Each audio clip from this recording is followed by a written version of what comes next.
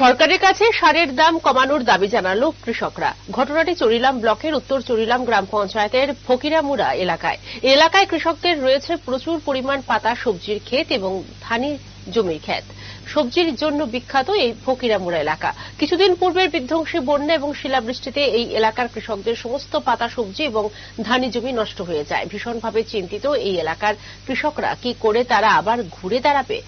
ধার দেনা করে পাতা সবজি এবং ধানি জমি চাষ করেছিল, সমস্ত কিছু ধ্বংস হয়ে যায় বন্যা এবং শিলাবৃষ্টিতে। তারপরেও কৃষকরা আবার ঘুরে দাঁড়ানোর চেষ্টা করছিল, কিন্তু পাশে নেই সরকার। কৃষকদের অভিযোগ, এগ্রিকালচার অফিস থেকে সার কিনতে গেলে অনেক দাম, অথচ খোলা বাজারে সারের দাম এগ্রিকালচার থেকেও কম। কৃষকদের আয় যদি দ্বিগুণ করতে হয় তাহলে কৃষি ও কৃষি কল্যাণ দপ্তরের মাধ্যমে কৃষকদের কম দামে সারের ব্যবস্থা করতে হবে, এমনটাই দাবি ফকিরামুড়া এলাকার কৃষকদের।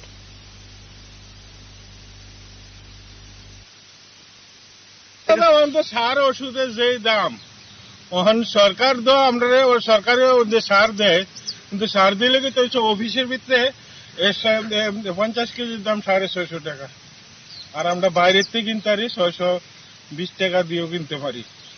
তো আমরা অফিসে গিয়া কি লাভ হইলো? সরকারি মাল কিনে আমরা সরকারের লেগে যাই তো আমরা কিছু কমের লাগিয়া, এতে যদি আমরা কম না পাই তাহলে তো আমরা কি অসুবিধা হইলো?